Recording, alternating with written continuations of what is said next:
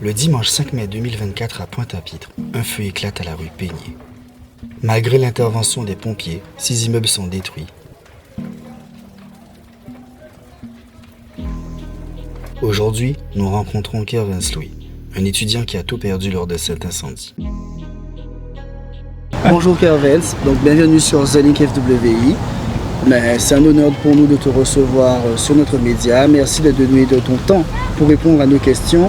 C'est vrai que si on te donne la parole aujourd'hui, c'est parce que tu es l'une des victimes de l'incendie, du grave incendie de la rue Peigné à Pointe-à-Pitre. Mais avant tout, pour nos téléspectateurs et téléspectatrices, qui es-tu, d'où viens-tu et quel est ton parcours? Alors, bonjour, pour commencer, donc, je vous remercie de m'avoir donné l'occasion de prendre la parole dans votre média.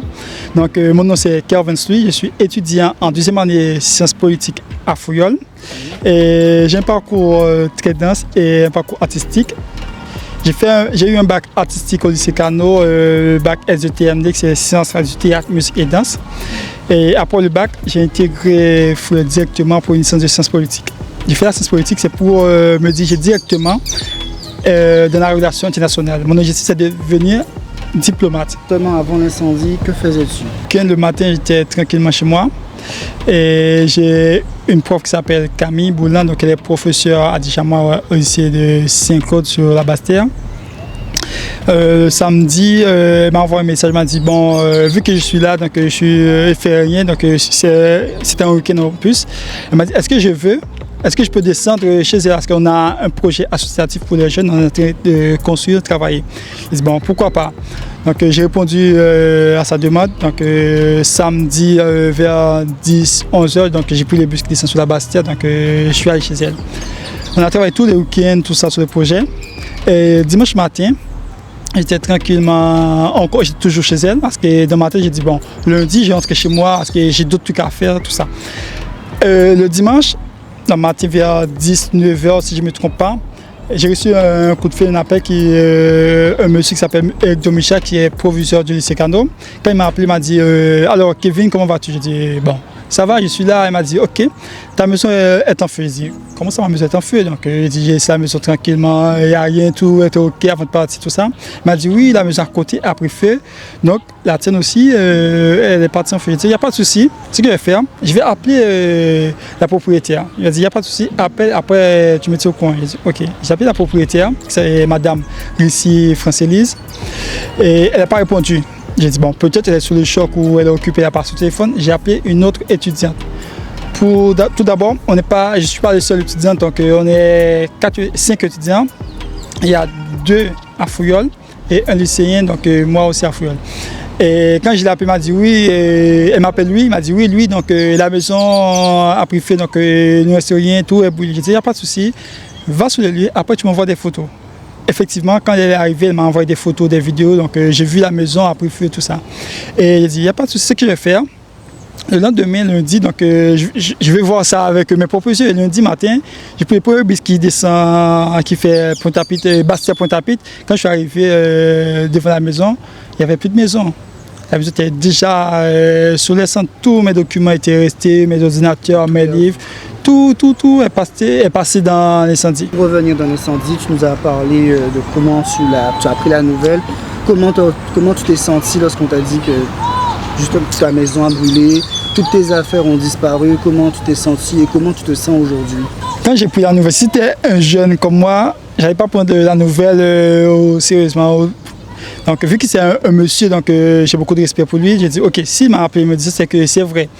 Ce que j'ai fait, après j'ai appelé le propriétaire, je suis allé sur internet pour voir s'il y a des incendies, j'ai regardé la télé, j'ai vu qu'effectivement il y a un incendie à Pointe-à-Pitre.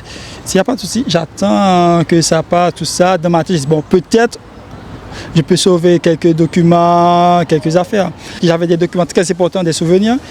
Je vais laisser passer le temps. Le lendemain, le lundi, quand je rentre chez moi, donc de ma tête, j'ai dit bon, je vais rentrer chez moi, c'est juste un feu, après ça va. Et quand je suis arrivé, j'ai vu tout est parti en feu, donc j'avais pas de force, sans vous cacher. Donc c'était, pour moi, c'est 5 ans de ma vie, donc j'étais en train de bâtir une vie. Tout est passé en même pas 10 minutes.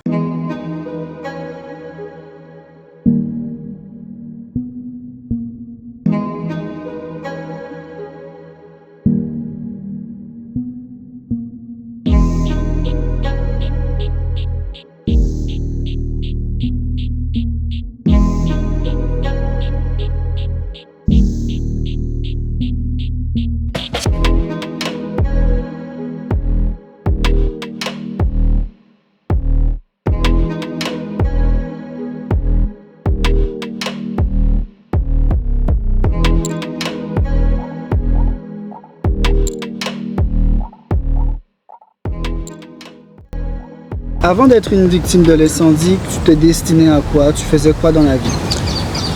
Avant d'être victime, donc, je faisais mes études. Je suis étudiant à plein temps.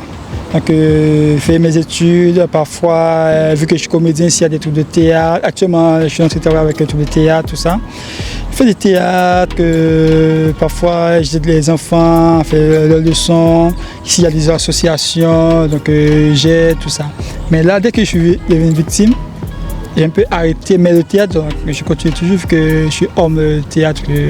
C'est ça qui m'aide aussi à rester un peu debout. C'est que le théâtre. Et pour revenir à l'événement, à l'incendie, comment tout a commencé? C'est vrai que tu nous as dit que tu n'étais pas là, mais est-ce que tu sais comment l'incendie a commencé? J'aimerais bien vous répondre, mais honnêtement, j'ai aucune nouvelle, donc j'ai rien. Donc, mais moi, je pose la question comment ça a commencé, qui a produit cet incendie. Je ne sais pas encore, donc je ne sais pas à quoi vous répondre. À cause de l'incendie, donc vous êtes nombreux à avoir perdu vos affaires personnelles, votre vie, mais particulièrement toi qui es seul ici, en Guadeloupe. Je vais être redondant, mais aujourd'hui, comment te sens-tu? Bon, après le lundi, après l'incendie, donc au fond de moi, j'étais déjà mort. Mais vu que la communauté guadeloupéenne, la Guadeloupe est avec moi, et j'ai reçu beaucoup d'appels, beaucoup de dons, tout ça, donc je commence à reconstruire ma vie. Là, je suis en phase de reconstruire, donc ça va. Pour l'instant, ça va, même si ce n'est pas à 100%, mais avec la communauté guadeloupéenne, la Guadeloupe, il y a plein de personnes qui m'aident. Par exemple, on a M. Ekdomicha qui est avec moi, on a Mme Berville, on a Maître Boubois, M. Cordova, il y a plein de gens donc, qui m'envoient des messages, qui m'appellent, qui font des nouvelles tous les 2 jours, qui me donnent des soutiens moraux, psychologiques, tout ça. Et il y a la faculté aussi, donc je peux le dire, il y a beaucoup d'étudiants en droit et en sciences politiques et d'autres licences qui m'envoient des messages, qui essaient de prendre des nouvelles. Les professeurs aussi, mes anciens professeurs au lycée, et professeurs à la fac, tout ça. Donc ils m'envoient des messages le lendemain, le lundi, mardi, ils essaient d'entrer en contact avec moi. Donc pour l'instant, ça va. Je peux le dire, ça va. Et en plus, il y a les élus aussi qui m'envoient des messages, j'ai rencontré certains élus, donc ça va. Pour l'instant. Je peux le dire honnêtement, ça peut y aller. Comment ça se passe avec l'administration? Est-ce que c'est difficile? Est-ce qu'ils sont compréhensifs? Ça va. Ils sont très compréhensifs, ils sont à l'écoute, donc voilà. Et comment est ton quotidien? Parle-nous de ton quotidien tous les jours depuis l'incendie.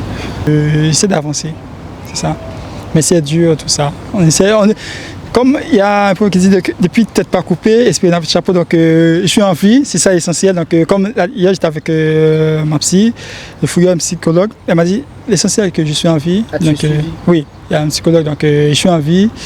C'est ça le plus essentiel. Donc les autres, les trucs, je peux reconstruire. C'est une vie, je peux le faire, ça va. L'essentiel, je suis en vie, je respire encore. Donc en plus il y a la Guadeloupe qui est avec moi. Il y a plein de gens qui m'aident, qui me soutiennent, donc, qui me donnent beaucoup de soutien. Donc ça va, ça peut y aller. Tu as perdu tes cours, tu dois rattraper tes cours. Comment ça se passe justement en matière avec l'université? Avec l'université, tout ça, ça va. Parce qu'il y a des étudiants qui me proposent de me passer les cours. Il y a des gestionnaires, il y a les professeurs qui sont là à l'écoute. Donc si j'ai besoin des cours, donc ils sont prêts. Si j'ai besoin d'aide pour des révisions, ils sont là. L'université, ils sont là avec moi, tout ça. L'université, les profs et les gens que je ne connais pas avant, donc j'ai rencontré aujourd'hui, donc ils sont là.